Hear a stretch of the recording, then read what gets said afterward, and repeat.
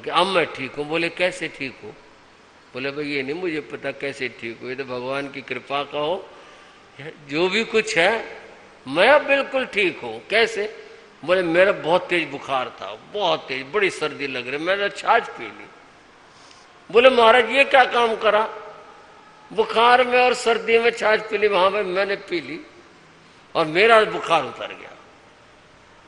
थोड़ी देर और वेट करी, क्या पता भाई टेम्परेरी सा हो और दोबारा न चढ़ जाए। तबीयत बिल्कुल ठीक। स्थानक से 2-4 घर छोड़ करके एक बीमार पड़ा हुआ था, उसी बीमारी में, कार्तिक की बीमारी में। उनके यहाँ पता चला भाई महाराज ने ऐसे ऐसे, लोगों ने चर्चा भी करी, भाई कमाल है भाई संत का कैसे होगी। उन्होंने कहा भाई चलो संत की बात है, हम भी आजमाते हैं। उन्होंने छाछ पी ली, वो भी ठीक हो गई। और ये घंटे भर में, 1-2 घंटे में पूरे गांव के अंदर चर्चा होगी ये बात। और जो बीमार था उसने छाछ पी, और जिसने छाछ पी ली वही ठीक। कमाल हो गए भाई। बोले भाई ये संत की तपस्या का फल है। जो संत ने 3 दिन का उपवास किया था ये उसका फल है। जो ऐसी दवाई किसी के पास नहीं, और इन्होंने ऐसी दवाई बता दी कि हर आदमी ठीक हो गया। शाम को पंचायत हुई, ताज्जुब की बात उस जमाने के बाद, और पंचायत ने कहा भाई ये खबर सब जगह करो। उन्होंने एक घोड़े वाले को किया, बोले सारे गांव में सूचना देकर के आओ। गांव में सूचना दे दी और बंद वो 3 दिन में तो पूरे हरियाणा से बीमारी खत्म हो गई। बोले भाई एक संत ने जो है बताई है ये बात। अब छाछ तो प्राणसुख चीज है। बोले भाई संत के बताई हुई है, जिसने पी ली वही ठीक, जिसने पी ली वही ठीक, और देखते ही देखते बीमारी दूर हो गई। इसे कहते स्व और पर कल्याण। पहला तप किया, किस भावना से किया? इस भावना से किया, हे परमात्मा ये लोग ठीक हो जाए, ये बेचारे दुखी हैं, पीड़ित हैं बीमारी से, स्वस्थ हो जाए।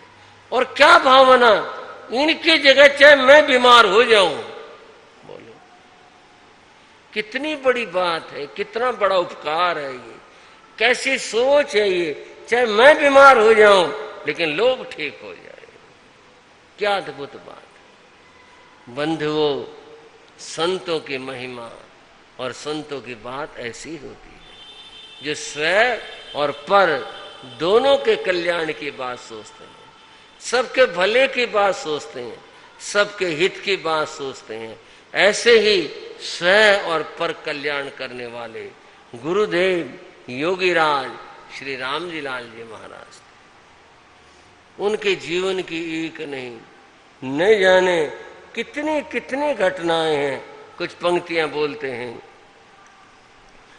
गुरु योगीराज गुण गाले, चरणों में शीश जो। श्रावक थे, बड़े श्रद्धावान श्रावक थे। एक दिन गुरु महाराज के पास बैठे सारे भाई, मंगली सुनी और जाने लगे।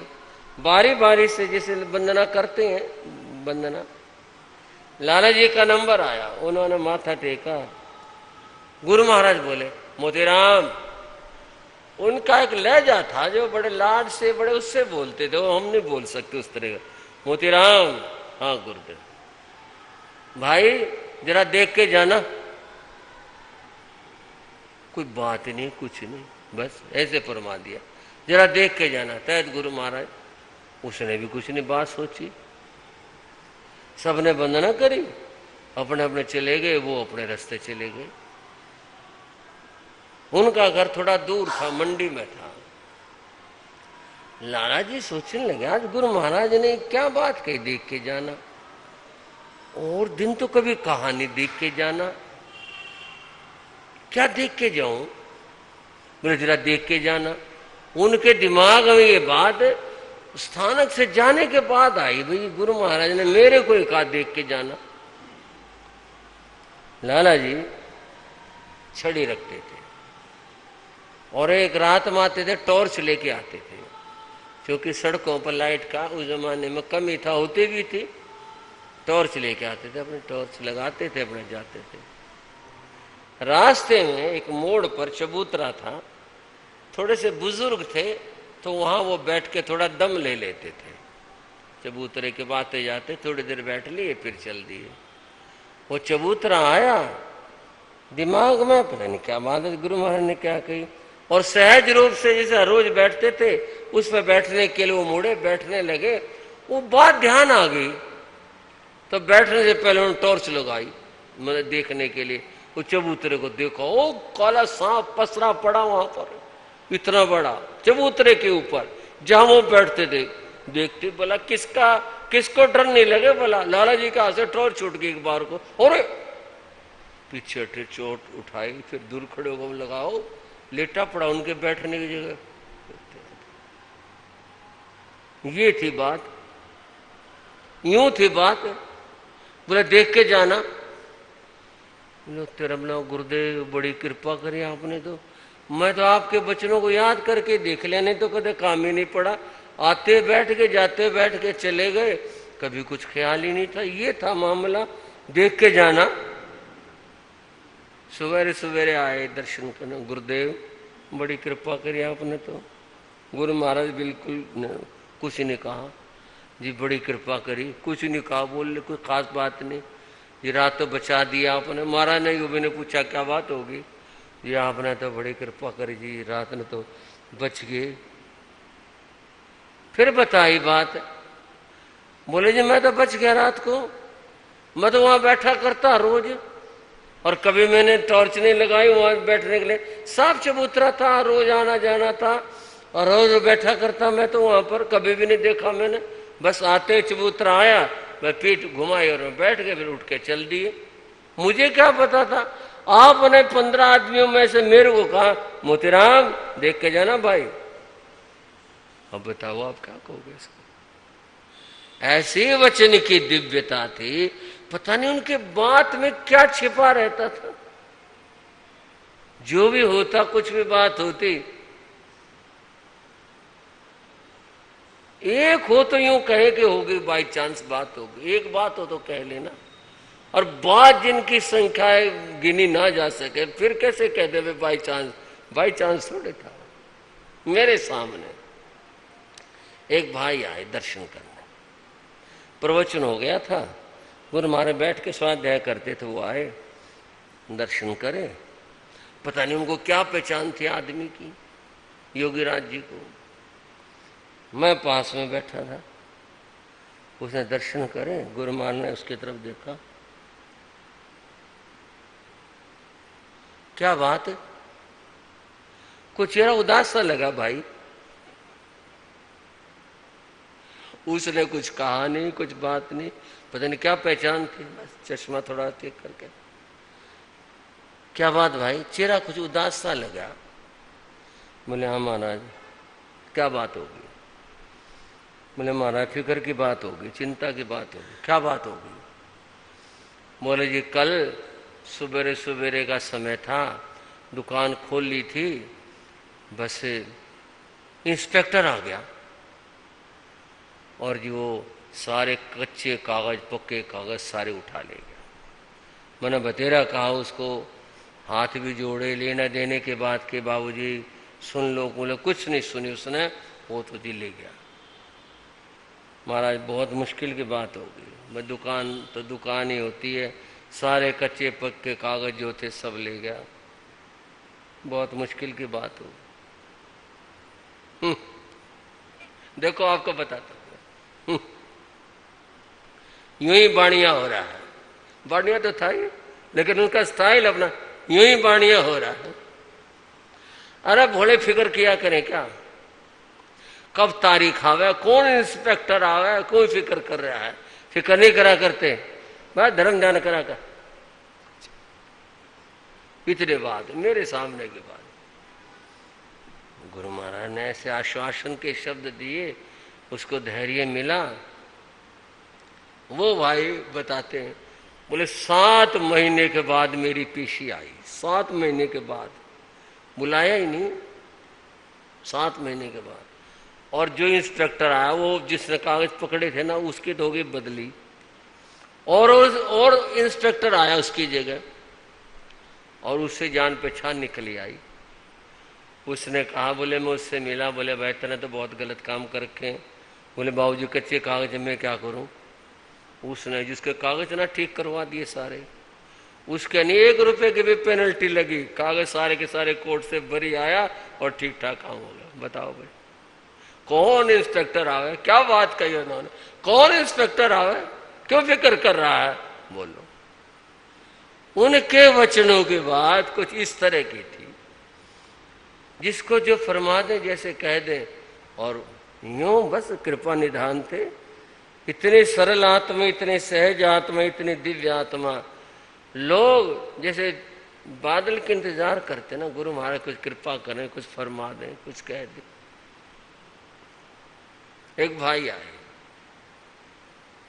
गुरु महाराज पड़ोस में मकान बिकने लग रहा है और हमारे मतलब का है वो, अगर वो मिल जाए ना हमारे को, हमारा फिर सही परिवार की व्यवस्था बन जाए, बराबर वाला है। गुरु महाराज बोले फिर? बोले जो वो जो मकान मालकिन है वो मेरे से शुरू से नाराज थी, मैंने अपना उससे मकान खरीदा था, बस वो मेरे से तो खींचती है। मैंने कई बार सिफारिश लगा ली, भाई मेरे को दे दे जो और कोई पैसे लगते हो। बोले ना इसको नहीं देना। बोले देख ले भाई, कुछ नहीं कहा, और हुआ यही, मकान बिक गया, दूसरे को बिका। गुरु महाराज ने कुछ नहीं कहा, उसने अपने बात जरूर कह दी। गुरु महाराज बिहार कर गए थे और कहीं विराजमान थे, वो भाई आया, गुरु महाराज ने अपने आप ही अरे उस मकान का क्या हुआ? अपने आप ही बोले उस मकान का क्या? बोले महाराज वो तो जब ही बिक गया था, मेरे को दिया नहीं, पड़ोसी को दे और किसी को दे दिया। गुरु महाराज अपने मतलब की चीज थी। अब होगी कृपा। फिर यूं क्यों मुंह बना रहा है? सुनो आप उनके ढंग, यूं क्यों मुंह बना रहा है? बेच दे तो क्या बात होगी, फिर घूम फिर कहा जाएगा। सुन रहे हो बात? क्या बोले? फिर घूम फिर कहा जाएगा। 2 महीने नहीं बीते, उसने फिर जिसने लिया था ना बेचना निकाल दिया, और वो मकान विकार उसके पास आया। अब उसमें रहते हैं, टाट के साथ रहते हैं। फिर घूम फिर यूं क्यों मुंह बना रहा है? पता कहां से उनके जिह्वा की, उनकी कृपाओं के बाद, उनके देखने के बाद, उनके सोचने के बाद ऐसी अद्भुत थी, अपने आप ही अपने आप जो कह देते।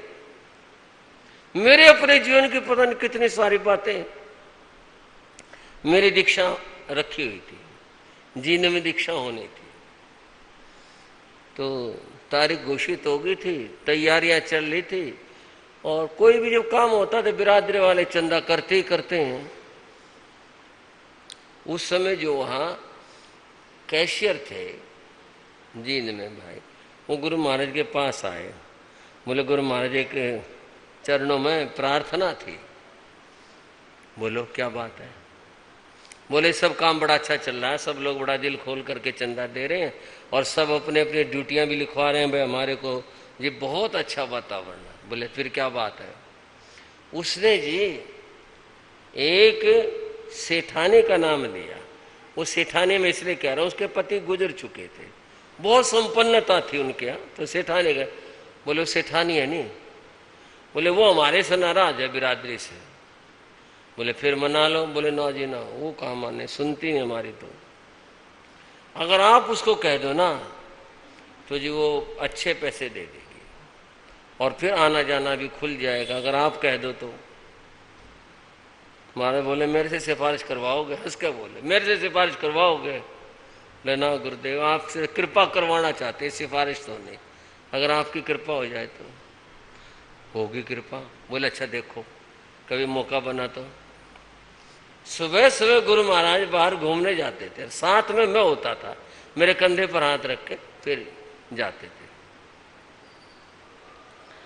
एक दिन बोले चल इस गली में से चलेंगे। मैं कहा जी अच्छा। उस गली में उसका घर था, और गुरु महाराज ने कृपा कर दी, उस सेठानी के चले गए। और जी उसने तो देखा, क्या खुश हुई हो, गुरु महाराज मेरे तो भगवान आ गए, गुरुदेव बड़ी कृपा करी आपने, तो मैं तो निहाल कर दी। बड़ी खुशी, खूब सारी, बार बार वंदना करे, प्रार्थना करे, बहुत। सब उसके बाद में गुरु महाराज बोले उसको, बोले सेठानी क्या बात है? बोले कुछ नहीं गुरु महाराज, कोई बात नहीं, कृपा करो। बोले तो आते जाते नहीं, दिखाई नहीं देती। हाँ जी, महात्मा लोग आए हैं, आइए बैठिए, धर्म सभा में स्वागत है आपका, बैठिए। हाँ जी, हाँ जी, हाँ आगे कुर्सी है, बैठिए। तो आते जाते नहीं, क्या बात है? बोले महाराज आप तो मेरे भगवान हो, मैं तो हर समय चरणों में हाजिर हूँ, बाकी इनसे जैन सभा वालों से मेरी नहीं बनती, इनकी मेरी समझ में नहीं आती बात। बोले अच्छा जैन सभा वाला कोई बात नहीं। बोले फिर इसकी दीक्षा हो रही है, वो तेरे पास आएंगे तो ध्यान रख लियो। बोले देखो गुरु जी, मेरे भगवान हो, मैं जैन सभा वालों को बिल्कुल चंदा नहीं देने की, बड़ी साफ बात, मैं जैन सभा वालों को चंदा नहीं देने की। कहने लगी, अब बात सुनो, कहने लगे आप कितने की किताब, 1 से लाख तक, उस जमाने में संचोषण बोले 1 से लाख तक कितने किताब छपो, आप किताब छपा दो, हाँ मेरे को और कोई सेवा बता दो, पर मैं जैन सभा वालों को चंदा नहीं देने की। गुरु महाराज हंस पड़े उसकी बात सुन के। अब आप सुनो, आगे की बात बताता हूँ।